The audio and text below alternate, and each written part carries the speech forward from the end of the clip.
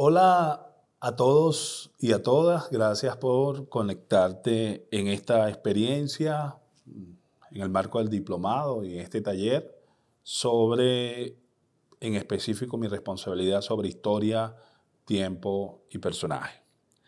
Antes de comenzar, siempre es bueno recomendar libros o textos que alimenten, pues, el examen, el estudio minucioso. En este caso tenemos dos libros, ¿verdad? Uno de la editorial del Estado venezolano, en su colección Biblioteca Básica de Autores Venezolanos, el excelente trabajo, compilación de ensayos del profesor Víctor Bravo, El Señor de los Tristes y otros ensayos, Monte Ávila Editores Latinoamericana, y también tenemos el libro de Graciela Maturo, ya citado en otra ocasión, sobre América, ¿verdad? Recomienzo de la historia. Un poco eso de la idea de la literatura auroral y la historia, ¿no? En la novela hispanoamericana. Ambos libros altamente recomendables. Ahora bien, cuando nosotros hicimos nuestra reconstrucción de algunas consideraciones críticas de la de la novelística venezolana del siglo XIX, tomando argumentos siempre, ¿verdad?, del profesor Osvaldo Larrazábal Enrique, nosotros hacíamos una caracterización del siglo XIX. Decíamos que en 1842, cuando nacen los mártires, cuando nace la obra Los Mártires de Fermín Toro, hay un punto de inflexión importante porque la clase dominante, representada por la alianza entre la burguesía comercial por un lado y los terratenientes o latifundistas por el otro, se rompe a raíz de la crisis cafetalera de 1842 en el gobierno de Carlos Soulé, en el marco de la hegemonía paecista de ese entonces. Uno lo llaman el gobierno deliberativo de Páez, entre eso está el eximio literato Augusto Mijares, y según la visión clásica positivista del siglo XIX de José Gil Fortún, lo llaman la oligarquía conservadora. En todo caso, ese poderío de Páez se va a venir a menos después de 1847, ¿verdad? Se montan los monagas al poder, ya Páez es una caricatura del gran Páez de 1830, viene la Guerra Federal, hay un periodo de 1863 al 70 que Augusto Mijares llama devastación y anarquía, pero en 1870 ocurre un hecho interesantísimo, el ascenso al poder de Antonio Guzmán Blanco. 1870 es un punto de inflexión a nivel mundial. Hay quienes dicen que allí nace verdaderamente lo que es el imperialismo.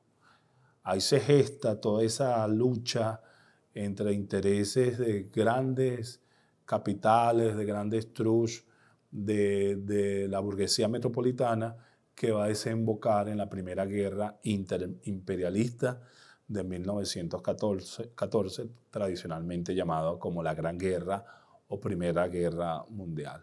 El poder que representa, por ejemplo, Alemania, que llega tarde a la repartición del mundo, pero el poder que representa por lo menos Inglaterra, quien ya en 1895, ejemplo de este afán expansionista de los británicos, va a llegar o se va a hacer con nuestro Esequibo venezolano.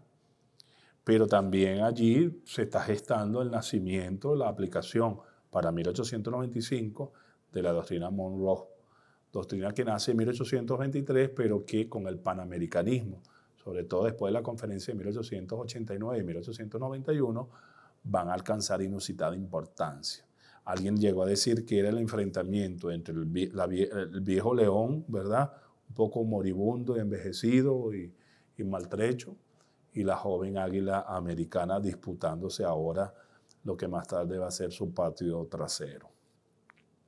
En todo caso, la llegada en 1870 de Antonio Guzmán Blanco lo hace un hecho trascendental, en gran medida porque por primera vez va a gobernar un presidente que tiene el resorte del poder de una manera muy estable. mediante la figura del situado constitucional, puede minimizar los alzamientos o los descontentos de los caudillos estadales, regionales y locales.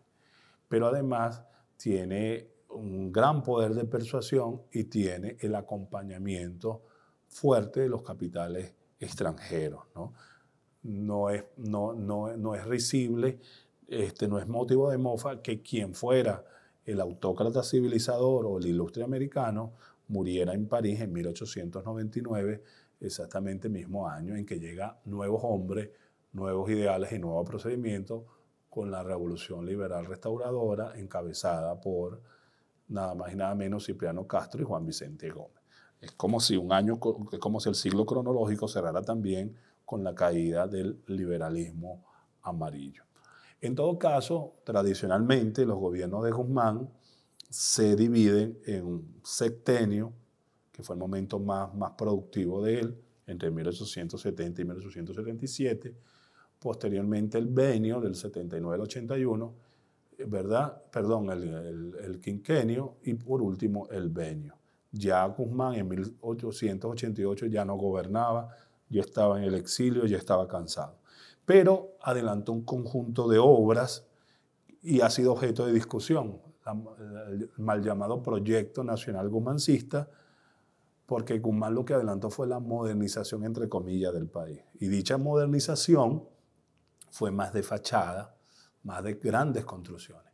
Guzmán llamaba a Caracas el París de un solo piso y se hacía rodear de ilustrados, muy parisinos ellos, se hacía en su egolatría, se hacía rendir culto a su personalidad, a los bulevares, a las plazas, la llamaba Antonio Guzmán Blanco y generaba un conjunto de actos públicos llamado aclamación, donde él era la figura central. De tal manera que Guzmán Blanco, ¿verdad?, que también fue un gran secularizador, se peleó con la iglesia, que también derribó iglesia y construyó el Capitolio de Caracas, etc. Es un personaje muy interesante, pero que fue objeto de la burla, del escarnio y de la crítica severa de los intelectuales de su época.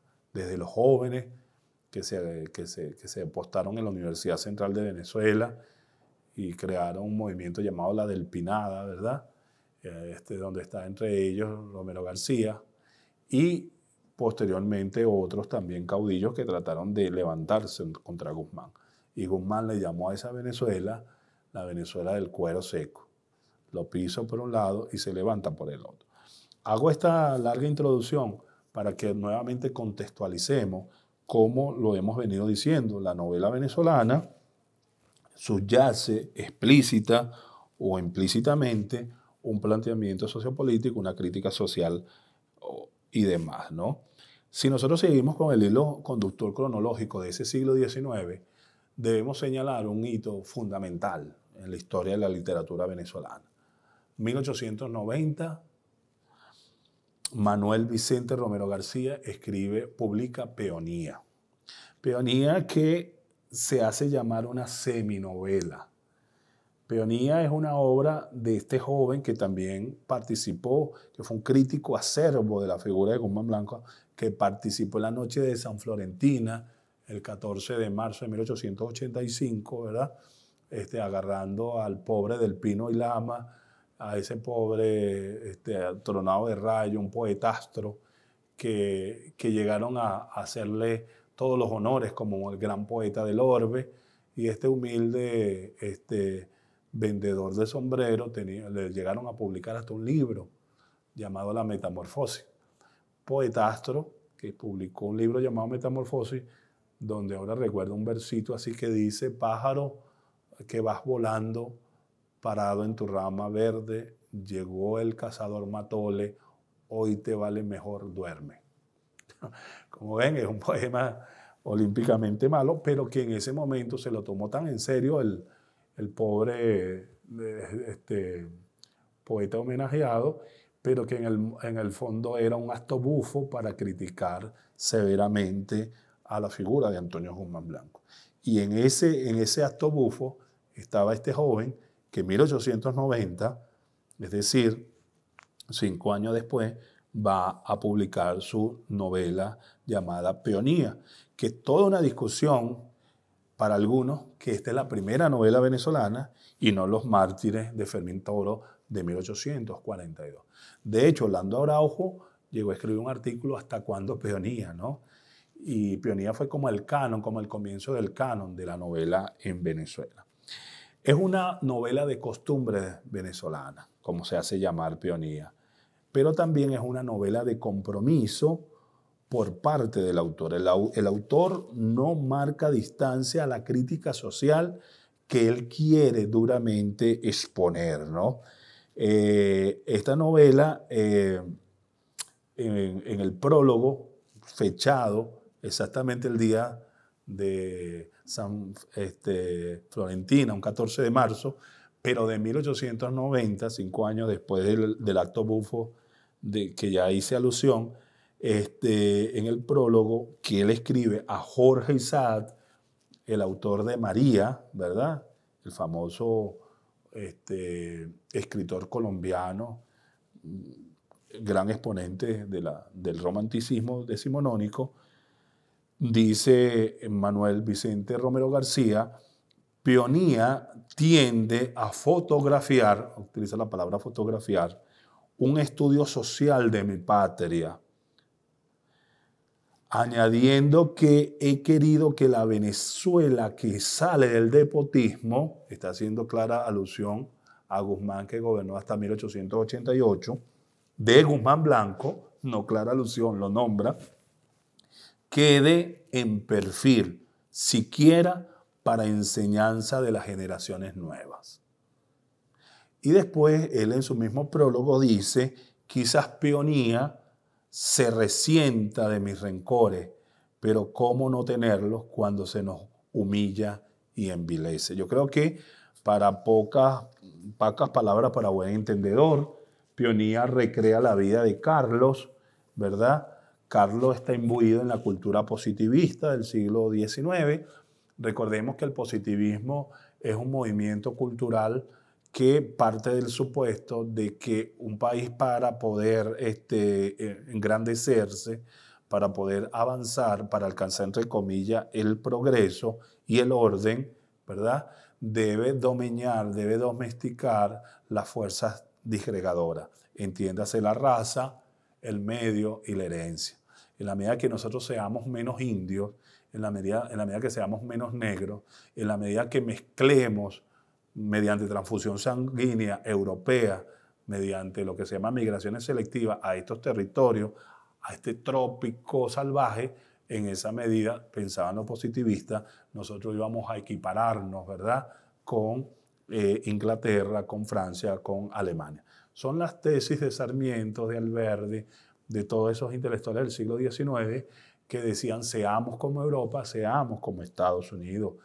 Pero para ello tenemos que garantizar modelos educativos extraños para tener individuos formados en el canon de la civilización, lo que llama el proyecto civilizatorio, lo llama Leopoldo Sea, o debemos traer mano de obra de Europa y mezclarse con lo peor de lo negro, lo peor de lo indio y lo peor de los mestizos.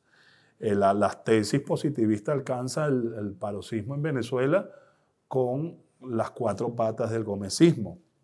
César Sumeta, ¿verdad? José Gil Fortul, el mismo, por supuesto, el más refinado de todo, el gran literato y escritor venezolano.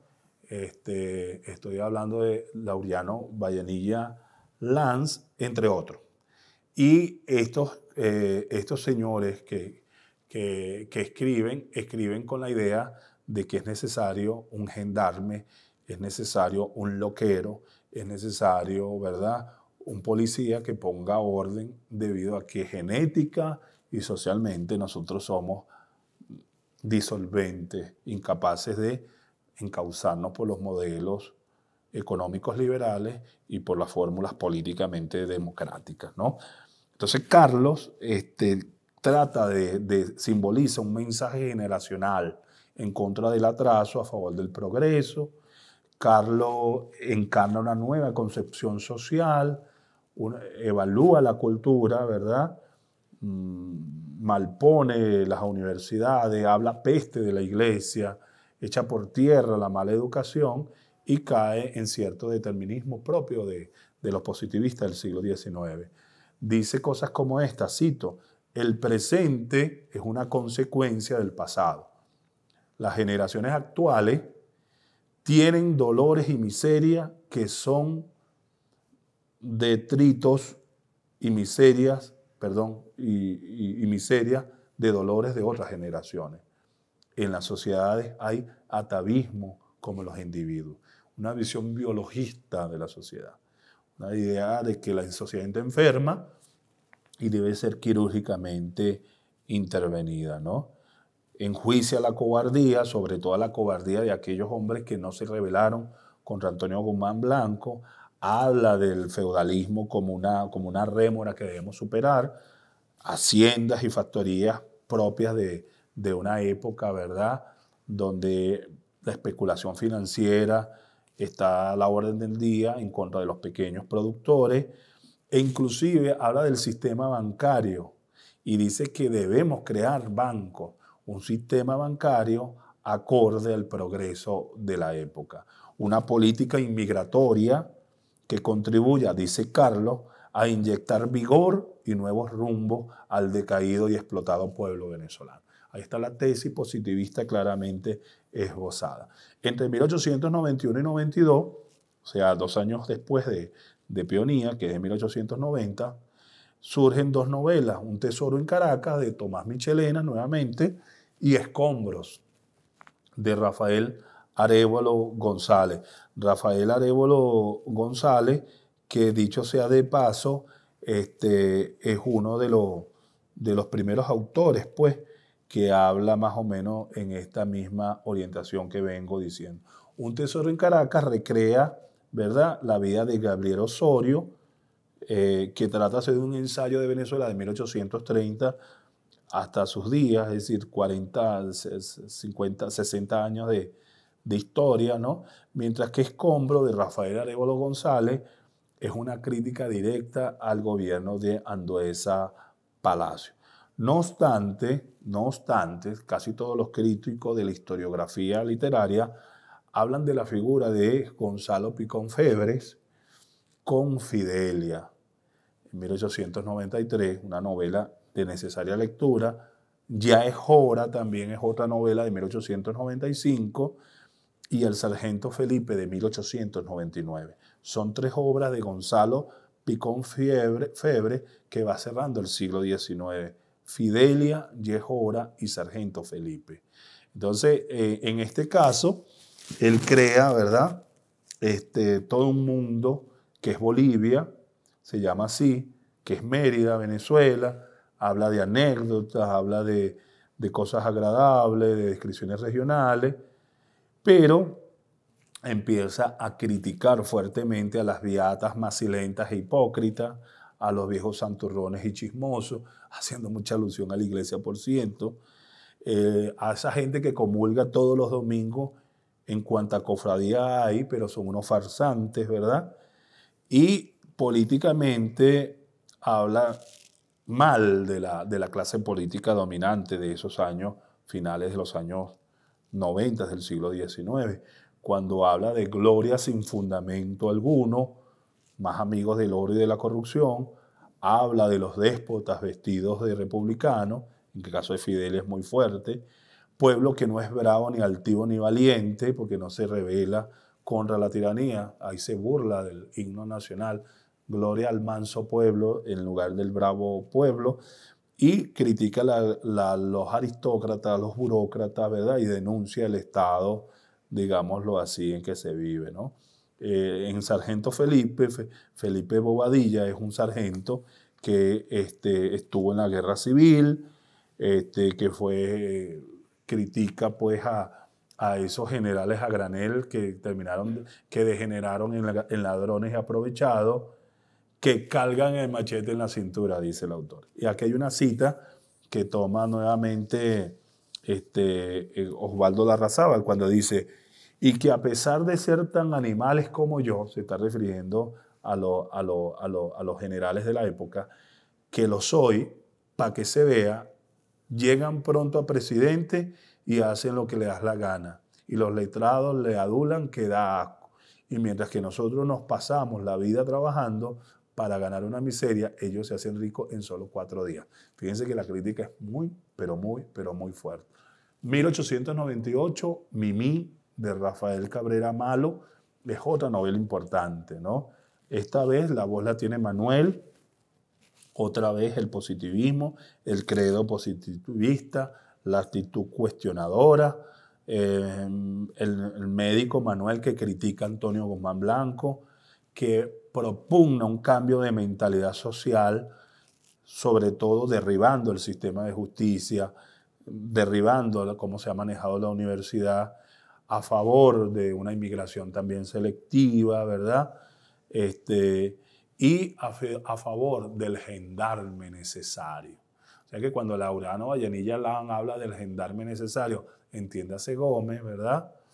En el fondo, ya este autor, Mimí, Rafael Cabrera Malo, lo estaba utilizando con el esperado caporal, así llamaba él al gendarme necesario. Para cerrar, 1899, la obra más importante de ese año es Todo un pueblo.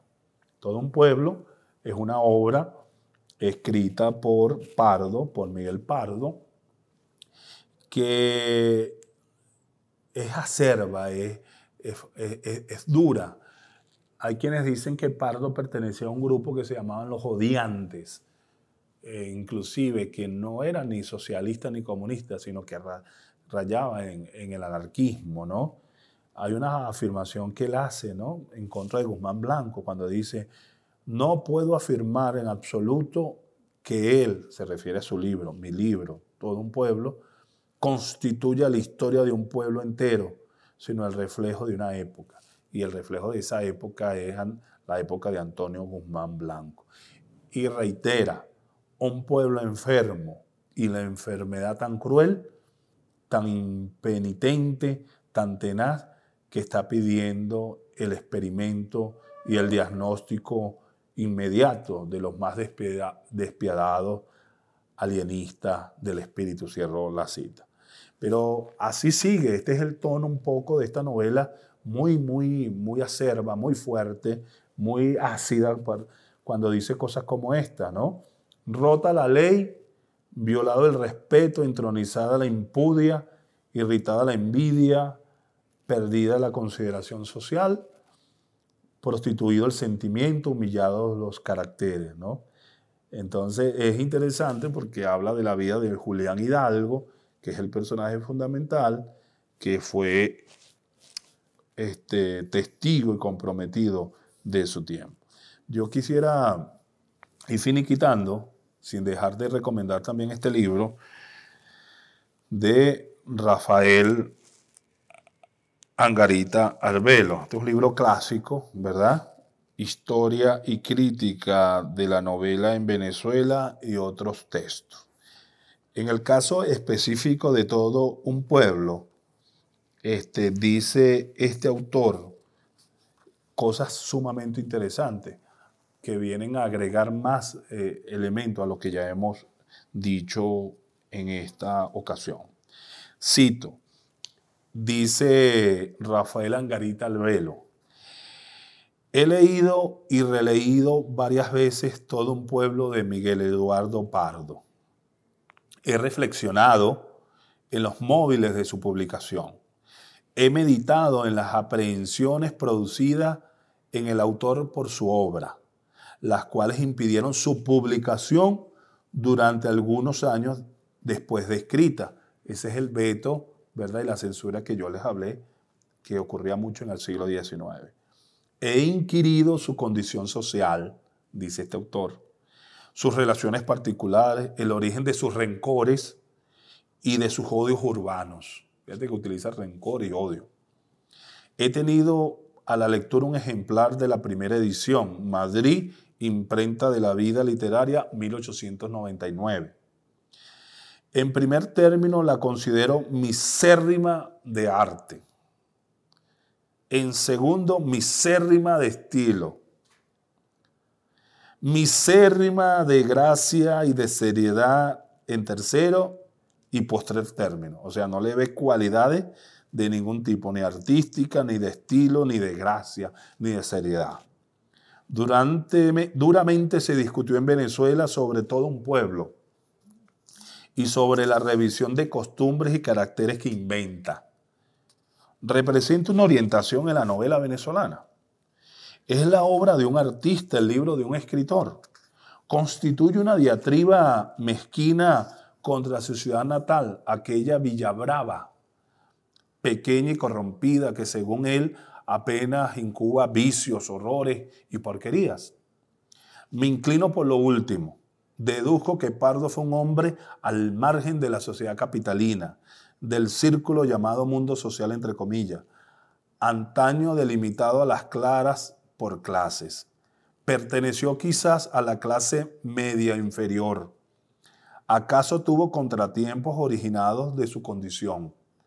Las amarguras personales, envenenadas por la distancia y por el tiempo, hincharon su libro de indirectos vituperios.